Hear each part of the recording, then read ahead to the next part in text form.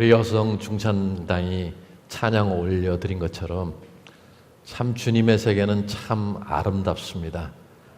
아침에 신도림역을 떠나서 지하철을 타고 여기 오는데 이제 대아미산역인가요? 대아미역? 그 근처에 오니까 산이 하나 있는데 단풍이 너무너무 아름다운 거예요. 그래서 절리 갈까라고 좀 생각을 잠시 했습니다. 근데 안 가길 잘했어요. 지금 비가 오네요. 제가 8년째 사랑 믿는 교회에 와서 말씀을 전하는데 오늘 가장 마음이 기쁘고 감격이 있고 감동이 있습니다. 하나님께서 이렇게 아름다운 예배당을 허락해 주셔서 제 마음이 얼마나 기쁜지 몰라요. 제가 한 650개 교회 그 정도 되는 교회에 가서 강의를 하고 설교를 했는데 사랑 믿는 교회 예배당이 가장 예쁩니다. 가장 건축을 잘한 것 같아요. 건축상을 탔다는 얘기도 조금 전에 들었습니다. 이 예배당이 탁월한 것처럼 여러분의 믿음의 수준도 탁월하길 바랍니다. 오늘은 감사주일입니다. 예배를 드리시는 여러분의 마음속에 감사가 넘치기를 바랍니다. 이런 말이 있습니다. 감사하는 사람은 행복한 사람입니다. 감사를 모르는 사람은 짐승만도 못한 사람입니다. 감사를 표현을 안 하는 사람은 병든 사람입니다. 감사하지 않는 사람은 불행한 사람입니다. 같은 상황 속에서도 늘 밝은 면을 보는 사람이 있는가 하면 늘 어두운 면을 보는 사람이 있습니다. 저는 제 사역의 성격상 이렇게 비행기를 많이 타고 여기저기 다닙니다. 근데 비행기를 타면 승무원들에게 꼭 질문을 합니다. 일하시는 거 좋아하세요? 그러면 어떤 승무원은 이렇게 대답합니다. 너무 힘들어요. 까다로운 승객들도 많고 요구사항도 많고 종일 서 있어야 되고 시차 적응도 안 되고 집도 오래 떨어져 있어야 되고 거기에 비해서 일하는 거에 비해서 너무 월급이 적습니다. 이렇게 말하는 승무원이 있는가 하면 어떤 승무원은 너무 좋아요. 다양한 많은 사람들을 만나서 이야기할 수 있고 여러 나라를 돌아다닐 수 있고 마일레이지도 많이 쌓이고 저는 너무 좋아요. 그런데 선생님 뭐가 좋은지 아세요? 제가 좋아하는 일 하는데 돈까지 줘요. 여러분 그 태도 관점이 놀랍지 않습니까? 네. 좀 놀라는 척 하시세요. 좀. 어느 70대 초반에서 중반으로 들어가는 사람이 병원에 누워서 자기 아내에게 이런 질문을 합니다.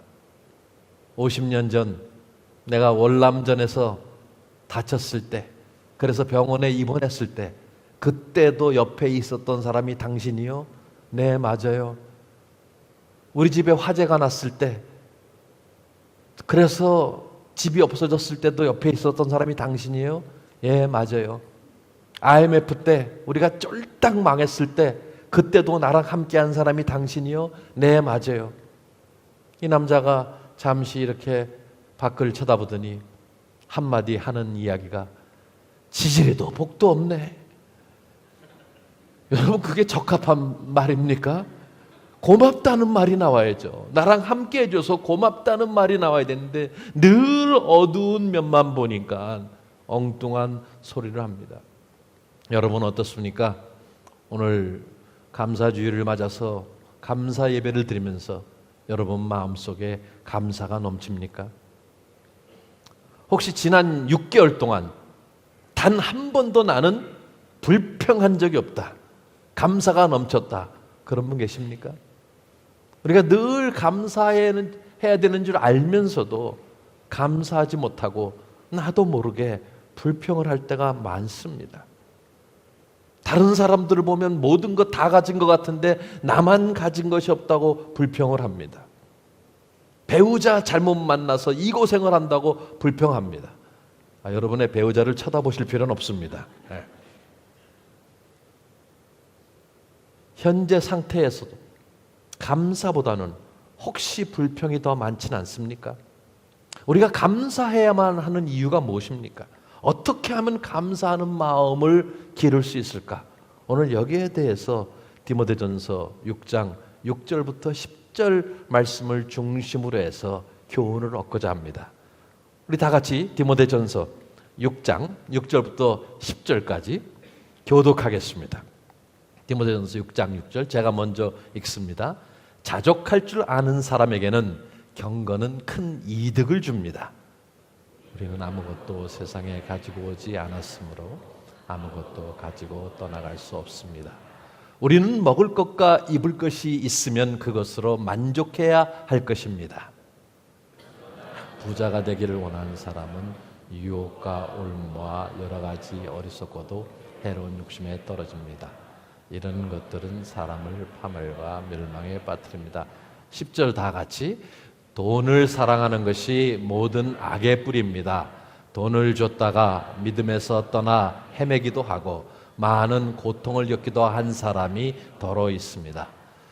오늘 본문에서 첫 번째 주는 그 교훈은 감사하는 마음을 기르기 위해서 첫 번째 해야 될 일은 뭐냐면 경건을 최우선으로 추구해야 하는 것입니다. 경건을 최우선으로 추구하라. 6절에 그런 말씀이 있었어요. 자족할 줄 아는 사람에게는 경건은 큰 이득을 줍니다. 세상은 다릅니다. 세상의 성공은 주로 물질적인 번영을 이야기합니다. 그런데 오늘 본문에서 사도 바울은 삶의 진정한 플러스가 무엇인지를 말합니다. 보통 사람들이 불평하는 걸 들어보면 대부분 물질에 대한 불평이 가장 많습니다. 물질을 추구하는 것이 아니라 자족하는 마음이 있으면 경건이 큰 유익이 된다 그랬어요. 오늘 본문에 중요한 두 단어가 나와요. 하나는 자족이고 하나는 경건입니다. 그럼 먼저 경건은 무엇인가? 경건이 무엇이길래 경건을 최우선으로 추구해야 되는가? 경건이라는 것은 쉬운 말로 하나님을 닮아가는 생활 태도입니다. 하나님을 닮아가는 생활 태도. 하나님의 품성을 닮아가고 거룩한 삶을 추구하는 거예요. 거룩한 삶이란 하나님의 가치관대로 사는 것이 거룩한 삶입니다. 주변을 둘러보면서 세상 사람들의 삶의 스타일이나 그들의 소비 양식을 따라가는 것이 아니라 하나님께서 주신 분명한 하나님의 가치관을 따라 사는 것을 얘기하는 것입니다. 인생에서 가장 불행한 것이 있다면 그것은 하나님을 알지 못하는 것입니다. 하나님과의 바른 관계를 추구하며 하나님의 그 품성을 닮아간다는 것은 가장 큰 재산이며 가장 큰 특권입니다. 여러분, 인생의 가장 큰 복이 무엇이냐면 오늘 우리가 이 자리에서 하나님께 예배드리고 있다는 사실입니다. 그거보다 큰 복이 없어요. 내 아버지가 하나님이라는 사실, 그분은 나를 무조건적으로 사랑한다는 그 사실만으로도 감사가 넘쳐야 됩니다. 그래서 하나님을 닮으려는 태도, 경건은 우리에게 유익해요. 우리가 하나님을 닮아감으로 얻는 그 이득이 얼마나 많습니까? 마음에 평안이 있습니다. 소망이 있습니다. 영생의 복을 누립니다. 기쁨이 있습니다. 화평이 있습니다. 사랑이 있습니다. 오래 참음이 있습니다. 겸손이 있습니다. 온유가 있습니다. 절제가 있습니다. 이게 다 하나님을 닮아갈 때 하나님께서 우리에게 주시는 보너스예요. 우리가 그의 품성을 담는 것은 분명히 우리에게 이득이 있어요. 우리가 누구를 소개할 때 저 사람 틀림없습니다. 정직하고 성실하고 겸손하고 배려가 있고 사랑이 있고 남을 돌아보는 사람입니다. 어디 간지 인정을 받고 플러스 인생을 살게 됩니다. 이런 사람들은 추천하게 돼요. 그런데 자기밖에 몰라요. 불성실해요. 입만 열면 거짓말이에요. 이런 사람들 추천할 수 있겠어요? 제가 미국에 살 때 어떤 사람이 한 2년 정도 이 직업이 없었어요. 목사님 무엇이든지 구해만 주면 열심히 일하겠습니다. 그래서 수소문해서 친구 회사에 소개시켜줬어요. 딱 하루 일하고 저한테 전화했어요. 나를 뭐로 보길래 이런 일을 시키냐고 저한테 막 항의를 하는 거예요. 아니 2년 동안 놀고 있었고 무슨 일이든지 시켜주면 하겠다 그런 사람이 저한테 막 항의를 하고 하루 만에 관뒀어요. 감사하는 마음을 경작하려면 무엇보다도 경건을 먼저 추구해야 됩니다. 하나님을 닮아가는 삶을 살 때 감사하는 마음이 생기는 거예요. 변화된 내 모습을 보면서도 감사할 수 있는 거예요. 저는 변화된 제 모습 보면서 얼마나 감사한지 몰라요. 이제 예수님 영접한 지 42년 7개월 됐는데 정말 그 전의 삶을 보면 형편없었어요. 또 형편없다고 그런 눈으로 쳐다보지 마세요. 제가 지금과 비교할 때 형편없었다는 얘기입니다. 자, 경건은 경제적인 상황과는 전혀 상관없이 내적으로 하나님께서 채우시는 만족이며 이것이야말로 가장 큰 이득이 될 수 있다는 것입니다. 자, 그래서 감사하는 마음을 기르려면 우선적으로 경건을 추구해야 됩니다. 두 번째, 감사하는 마음을 기르려면 자족하는 습관을 추구해야 됩니다. 자족이란 말 그대로 스스로 만족하는 거예요. 자족은 체념이 아니라 만족입니다. 그것은 우리를 가두는 모든 상황으로부터 벗어날 수 있는 능력이에요. 어떠한 고난이, 어떠한 우리를 불평케 하는 상황이 우리를 체인으로 둥둥 감을지라도 그것을 벗어날 수 있는 능력이 이 자족입니다. 없는 것에 대해서 불평하고 불만을 토로하는 것이 아니라 있는 것에 대해서 만족하는 그런 습관이 자족이에요. 여러분, 불평을 배우는 데는 여러분의 어떤 지식이 필요 없습니다. 인격이 필요 없습니다. 기질이 필요 없고 재능이 필요 없고 어떠한 나이도 환경도 필요 없어요. 돈도 안 들어요, 불평하는데. 그런데 불평한다고 문제가 해결되지 않고 불평한다고 내가 더 나아 보이지도 않습니다. 이렇게 예배당에 와서 예배를 드리면서도 설교가 지루하다, 설교가 길다, 예배가 길다고 불평하는 사람이 있어요. 제가 몇 년 전에 케냐에 갔습니다. 케냐에 가서 케냐 그 현지인들하고 같이 예배를 드리는데 제가 어떤 프로그램을 맡은 게 있어서 예배를 드렸는데 예배가 9시에 시작하는데 12시에 끝나는 거예요. 3시간. 그런데 그 3시간 중에 1시간 반은 찬양을 드리는데 앉아있는 사람 하나도 없고 전부 일어나서 하는 거예요. 저 처음에 앉아있다가 다 일어나가지고 저도 일어났는데 일어나서 찬양을 하는데 몸을 그냥 가만히 있는 사람이 아무도 없어요. 전부 다 춤을 추는 거예요. 제가 가만히 있으니까 저를 끌어당겨가지고 같이 춤을 추는 거예요. 그게 1시간 반이에요. 설교 1시간 반. 그래서 1부 예배 끝났어요. 저는 2부 예배가 또 남아있는 거예요. 점심 먹고 1시부터 4시까지 2부 예배 드리고 그 예배만 6시간 드린 거야. 그날 아주 죽는 줄 알았습니다. 목사지만. 혹시 예배 길다고 불평하시는 분 케냐에 한번 갔다 오시기 바랍니다. 그런데 주변을 보면 불평하는데 도튼 사람들이 있어요. 선천적으로 불평하는 능력을 타고난 사람들이 있는 것 같아요. 제가 예전에 어느 선교지에 간 적이 있습니다. 그래서 한 20여 명이 선교지에 갔는데 이제 방을 둘씩 이렇게 같이 썼어요. 근데 저랑 룸메이트 된 사람이 방에 들어가자마자 이거 왜 에어컨이 없는 거야? 이 더운데 에어컨 없이 어떻게 여기서 견디라고 그러더니 갑자기 카펫 색깔 보더니 무슨 카펫 색깔이 이거 나이트클럽 같은 애. 전 나이트클럽 가본 적이 없어가지고 잘 모르겠어요. 불평을 하기 시작하는데 무슨 이거는 이렇게 어둡냐, 여긴 형광등이 없고 전구만 있느냐, 조명이 안 좋다, 침대가 딱딱해서 잘 수 없다, 저는 허리가 아픈 사람이라 딱딱한 침대가 너무 좋았고요, 베개가 안 좋다, 물 끓이는 포트가 없어서 컵라면을 못 끓여 먹는다, 냉장고가 없어서 찬물을 못 먹는다, 경관이 형편없고 집들만 보인다. 얼마나 불평을 하는지. 일주일을 같이 있었는데 일주일 후에 제 입에서 불평이 나오더라고요. 하나님 왜 이런 사람을 룸메이트로 주셨습니까? 이런 불만스러운 태도는 자신을 불행하게 만듭니다. 오늘 본문에 자족하는 마음이 있으면 그랬어요. 경건이 이득이 된다 그랬어요. 자족은 게으름이 아닙니다. 나태함도 아닙니다. 안일함도 아닙니다. 책임 회피도 아닙니다. 주어진 환경에서 최선을 다하는 가운데 누리는 평안이 자족입니다. 범사에 하나님께 감사하는 마음이에요.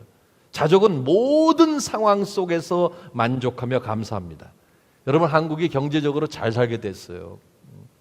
그래서 우리가 세계 경제 순위 10위, 11위 뭐 이렇게 얘기합니다. 그런데 만족도는 굉장히 낮습니다. 한국 사람이 결코 경제적으로 못 살지 않아요. 오늘 점심 저녁에 끼니를 굶을까 봐 걱정하는 사람들 거의 없어요. 그런데 왜 불평합니까? 내가 원하는 만큼 갖지 못하기 때문에 그래요. 내가 원하는 만큼이 이만큼인데 그걸 갖지 못하기 때문에. 다른 사람들하고 비교해서 그랬습니다. 나는 여름에 제주도 갔는데 내 친구는 동남아시아 갔다고 SNS 올리는 거예요. 나는 여름에 동남아 갔는데 다른 친구는 또 유럽 갔다고 올리면 그때부터 내가 못 사는 것 같고 자괴감이 드는 거예요. 근데 자족하는 사람은 비교하지 않습니다. 경쟁하지도 않습니다. 다른 사람이 잘 되면 다른 사람의 그 성공에 대해서 박수를 쳐줍니다. 자족하는 사람은 원하는 게 없어요. 원이 없고 한도 없습니다. 이것을 제가 말을 붙여 풀면 원한이 없어요. 물론 원한할 때 원 없다는 거하고 이게 다른 단어예요. 그런데 자족하지 않으면 원한이 많은 거예요. 내가 이렇게 된 건 우리 부모 때문이고 내 배우자 때문이고 내 자식들 때문이고 내 사회 때문이고 다른 데를 원한을 품는 거예요. 불평하지 말아야 됩니다. 원한도 품지 말아야 돼요. 자족하는 마음. 그런데 자족하는 습관이 저절로 되는 건 아니에요. 오늘 본문에서 두 가지를 얘기해요. 7절의 말씀입니다. 원래 우리의 것은 없다는 사실을 인식해야 돼요.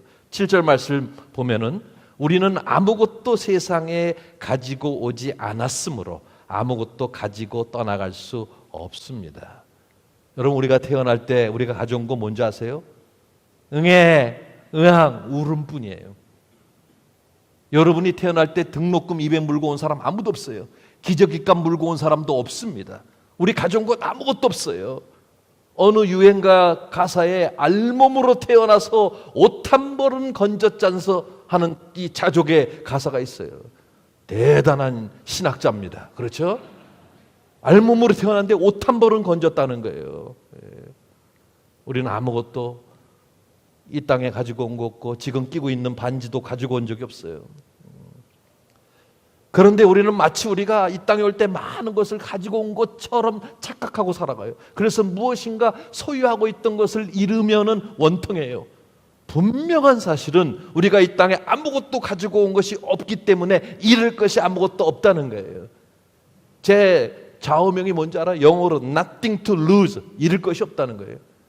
디모데 성경 연구원 시작할 때도 아무것도 없이 시작했기 때문에 다 가져가셔도 잃을 것이 없다는 거예요. 사실상 그렇지 않습니까? 우리가 아무것도 안 가져왔어요. 전도서 5장 15절에 이런 말씀이 있어요.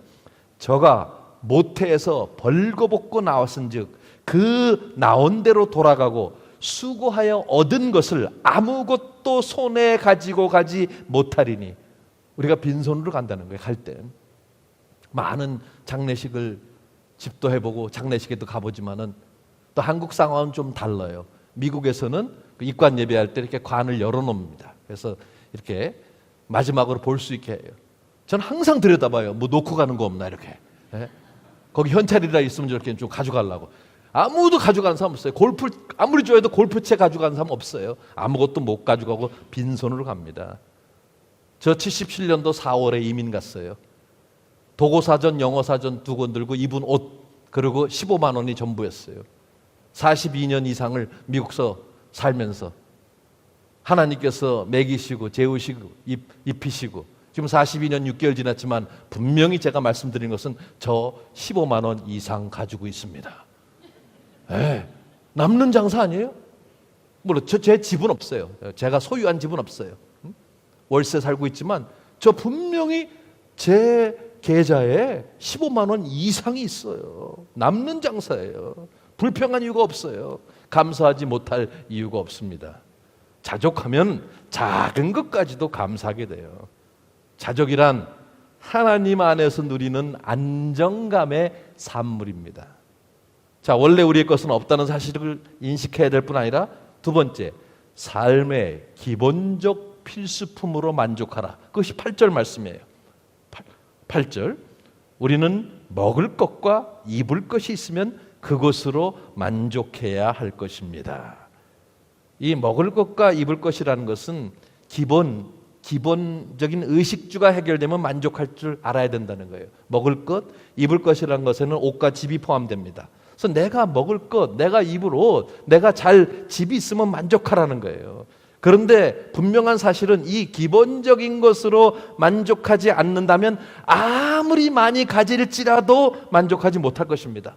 더 좋은 차, 더 큰 집을 가져야 한다고 생각한다면 그것을 소유했을지라도 결코 만족하지 못한다는 거예요. 여러분, 제가 발견한 건 뭐냐면 아무리 큰 집에 살아도 잘 때는 한 평에서 잔다는 사실입니다. 맞습니까? 여러분, 제가 2년 전에 제주도의 어떤 한 모임에서 저를 강의해달라고 초청을 했어요. 그래서 월요일 밤에 화요일 아침에 강의가 있어서 월요일 밤 11시에 호텔에 도착했습니다. 아주 고급 호텔이에요. 그런데 제 방 키를 줘서 거기서 다 예약을 해놨어요. 제 방에 가서 문을 여는데 문이 안 열려요. 그래서 문을 잡아당겼더니 안에서 앙칼진 목소리로 어떤 놈이야 그러는 거예요. 여자가. 깜짝 놀랐어요. 분명히 내 방인데. 그분이 이렇게 잠옷 바람에 나오더니 당신 뭐야? 잠 깨우고 너무 놀래가지고 프런트 데스크에 가가지고 내 방에 누가 있다니까 매니저가 그럴 리가 없다고 환장하겠어요. 그럴 리가 없다는데 같이 갑시다. 같이 가서 그분이 열었어요. 그런데 이것들이 하면서 얼마나 그분이 화를 냈는지 생각해 보세요. 밤 11시가 넘어서 잠을 자고 있는데 누가 문을 잡아당기니 화가 안 나겠어요? 그래서 내려가서 확인해 보니까 이분이 원래 오늘 나가기로 돼 있는데 연장을 했다는데 아무도 그 사실을 모르고 있는 거예요. 그런데 문제가 생겼어요. 만실이에요. 방이 하나도 없어요. 이제 12시가 가까워졌어요. 잠시 기다리래요. 시간이 12시가 돼 가는데 방은 안 주고 그러더니 따라오세요. 할 수 없네요 그러는 거예요. 그 제일 꼭대기로 올라가서 문을 이렇게 열더니 오늘 여기서 주무세요 그러는 거예요. 그래서 이거 뭐 학고방 하나 줬나 보다 하고 문을 딱 열고 들어가서 불을 켜는 순간 너무 놀랐어요. 엄청 큰 거예요. 방이 큰 게 3개고 화장실이 3개고 거실이 얼마나 크고 TV가 4대가 있어요. 나중에 알아보니까 그 호텔에 하나만 있는 방이고 하루 숙박료가 250만 원. 전혀 놀라질 않네요. 65평짜리예요. 65. 제가 좋아했겠어요? 엄청 좋아했죠. 그런데 아쉬웠어요. 제가 5시간밖에 못 잤어요. 거기서. 아침 식사 약속이 7시고 8시부터 강의해야 되기 때문에 5시간밖에 못 잤어요. 들어가서 12시 반부터 30분 동안 뭐 했는 줄 아세요? 사진 찍고. 촌놈이 처음 자보니까 동영상 찍어서 제 가족한테 보내고 아빠가 이런 데 잔다. 그리고 5시간 채 못 자고 일어나서 커튼을 쫙 열었는데 바닷가가 쫙 펼쳐지는 거예요. 그거 2분 보고 나왔습니다. 여러분 65평 되는데 제가 5분 여기서 자고 5분 여기서 자고 방 돌아다니면서 잤겠어요? 아니에요. 제가 잔 데는 그저 1평 정도 되는 데서 잠을 잤습니다. 아무리 집이 커도 자는 데는 1평 정도예요. 오해하지 마세요. 좋은 차를 타고 하나님이 좋은 집을 주신 거 이거 나쁜 것이 아니에요. 문제는 뭐냐면 더 좋은 것들을 갖고자 하는 욕구가 도무지 만족할 줄 모르는 탐심을 만들기 때문이에요. 그래서 자족하기 위해서는 필요로 하는 것과 원하는 것을 분별할 줄 알아야 돼요. 필요하지 않는 것, 사용하지 않는 것들을 사지 마세요. 오히려 사용하지 않는 것, 집에 쌓아둔 것은 나누어야 됩니다. 여러분 옷장 열어서 마음에 드는 옷 있을 거예요. 그런데 어떤 옷은 절대 안 입어요. 그거 나누세요. 바자할 때 나누세요. 여러분에겐 고물이지만 나누면 보물이 될 수 있어요. 그런데 여러분 아무리 새 것도 몇 년만 지나면 고물이 됩니다. 휴대폰 지금 25년 지난 거 사용하시는 분 있어요? 사용하는 사람 없어요. 계속 바꿔요. 광고가 우리를 부추깁니다. 광고업계는요, 물건을 팔기 위해서 부추기는 것이지 여러분의 행복을 위해서 광고하는 거 절대 아닙니다. 아무리 신제품을 내가 넣는다 그래도 행복이 거기에 있지 않습니다. 여러분, 우리의 삶 속에서 만족해야 할, 감사해야 할 이유를 찾아야 돼요. 만일 여러분이 아침에 건강한 몸으로 일어날 수 있으면 감사해야 됩니다. 왜? 이번 한 주 동안만도 100만 명 이상의 지구촌 식구들이 질병과 씨름하다 죽을 것입니다. 만일 전쟁의 위험이나 기아나 고문이나 감옥의 외로움의 고통을 피부로 직접 경험하지 않는다면 감사해야 됩니다. 바로 이 시간에 6억의 지구촌 식구들이 이런 고통의 상황에서 살아가고 있습니다. 만일 여러분에게 냉장고가 있고 냉장고에 먹을 음식이 있고 오늘 입을 옷이 있고 지붕 아래서 잘 수 있다면 감사합니다. 감사해야 돼요. 왜냐하면 전체 인구 가운데 7억이 넘는 인구가 매일 밤에 채워지지 않는 이 배 창자를 붙들고서 잠에 듭니다. 날마다 4만 명 정도가 기아로 죽어가고 있습니다. 전 세계에서 20억은 이런 전기의 혜택을 누리지 못하고 전 세계에서 10억 이상은 식수의 혜택을 누리지 못합니다. 제가 필리핀에 갔다 이틀 전에 왔어요. 필리핀의 어떤 한 모임에 참석했는데 그 이틀짜리 모임이에요. 그런데 그 이틀에 참석해서 아침 점심 4끼 주고 모든 자료 다 주고 그 다음에 강의 듣는데 우리 돈으로 10,000원입니다. 그런데 그 돈이 없는 사람은 3,000원만 내요. 식사 안 하고, 식사 4개 안 하고 자료 받고 강의 이틀 동안 하는 건 3,000원인데 제가 놀란 것은 10,000원 없어서 3,000원 내고 강의만 듣는 사람이 많았어요. 점심에 밥을 따로 먹는데 그래서 제가 그랬어요. 제가 몇 명분 내겠다 그랬더니 그렇게 하지 말래요. 왜? 저 사람들 3,000원 내고 왔지만 자기 먹을 거 싸왔고 저 사람들 그 가운데서도 감사가 있고 기쁨이 있으니까 얼마나 제가 마음이 아팠는지 몰라요. 우리 얼마나 잘 삽니까? 대한민국에 사는 사람들은 지구촌 80%보다 물질적으로 부유한 삶을 살고 있습니다. 기본적인 의식주가 해결되면 만족해야 됩니다. 제가 만 50이 될 때 쓴 시가 있습니다. 만 50이니까 뭐 작년에 죄송합니다. 어쨌든 그 만 50이 될 때 제가 쓴 시인데 스크린을 한번 보겠습니다.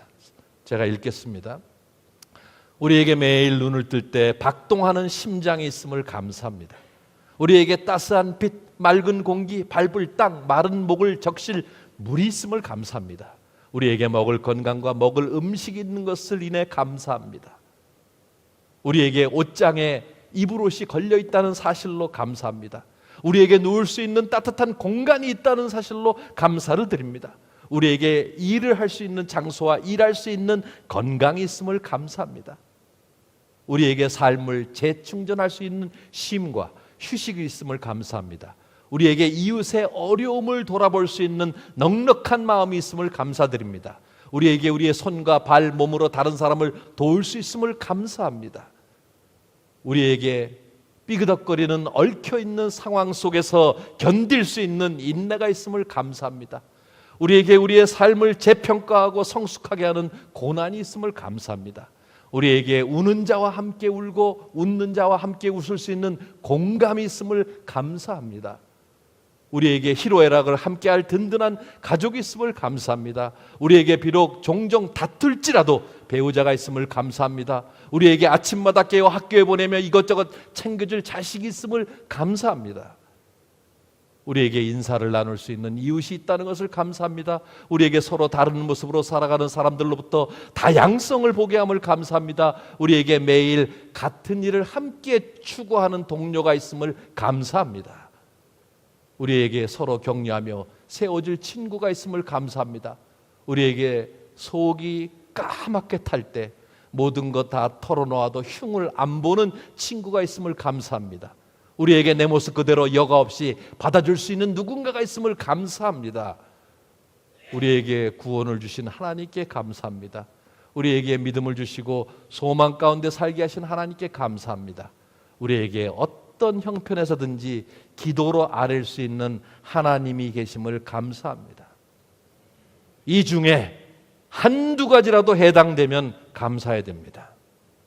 우리는 현재 우리가 가진 것과 누리는 모든 것에 대해서 감사해야 됩니다. 자족을 선택하면 현재를 누리게 되고 미래에 받는 것은 뜻밖의 보너스 선물이 됩니다. 자족이라는 것은 상황이 아니라 우리의 결단입니다.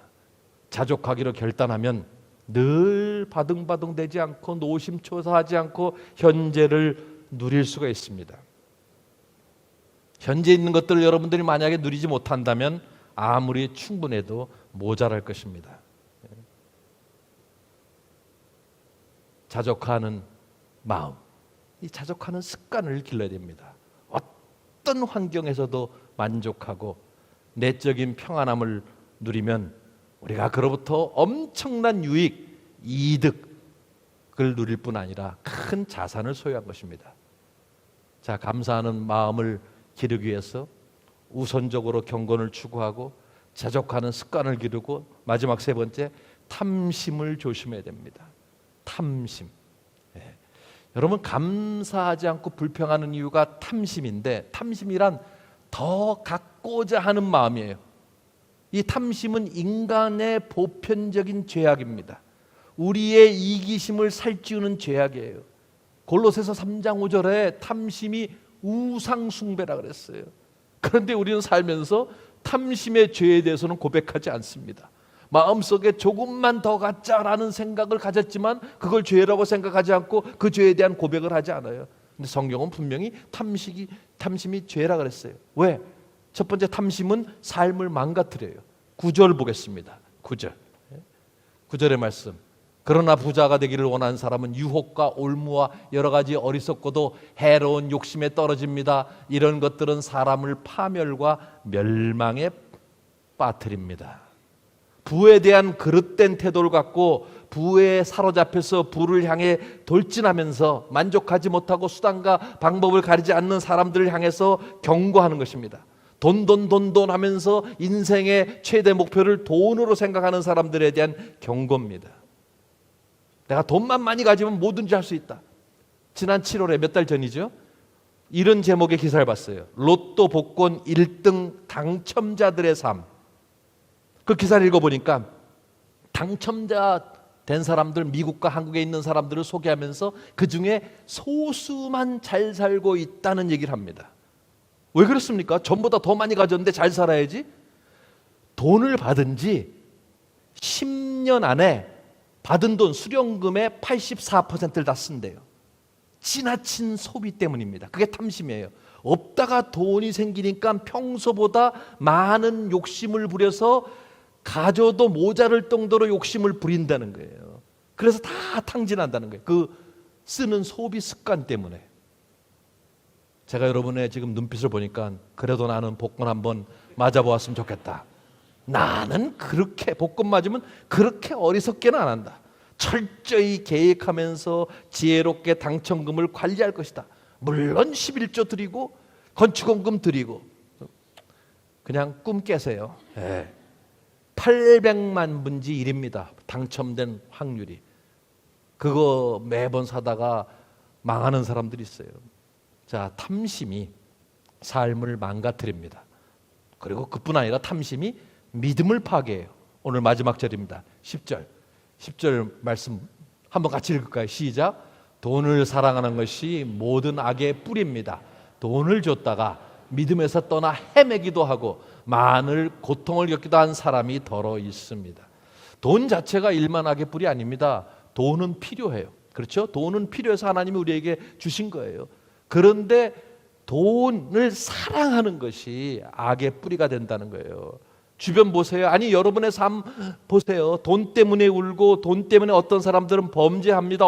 어떤 사람은 돈 때문에 살인하고 어떤 사람은 돈 때문에 사기치고 돈 때문에 관계가 깨져요. 돈 때문에 오해합니다. 돈 때문에 갈라서요. 민사 형사 사건의 90% 이상이 돈과 직접 간접 관련된 사건입니다. 왜? 다 돈에 대한 탐심 때문에요. 제 친구 중에 하나가 지금 고통을 겪고 있는데 형제들 간에 불합니다. 어머니 아버지 돌아가셨는데 유산이 많아요. 그거 가지고 법적으로 해결 못하고 지금 계속 싸우고 있어요. 돈이 우상이 되는 거예요. 믿음도 파괴해야 돼요. 돈이면 무엇이든지 할 수 있다는 잘못된 생각을 버려야 돼요. 이 황금 만능주의죠. 돈으로 다 살 수 있을 것 같죠? 그렇지 못합니다. 돈은 많은데 밤마다 잠을 못 자는 사람이 있어요. 돈으로 잠 못 살 수가 없어요. 돈은 많은데 지능이 없는 사람이 있어요. 지능을 살 수 없어요.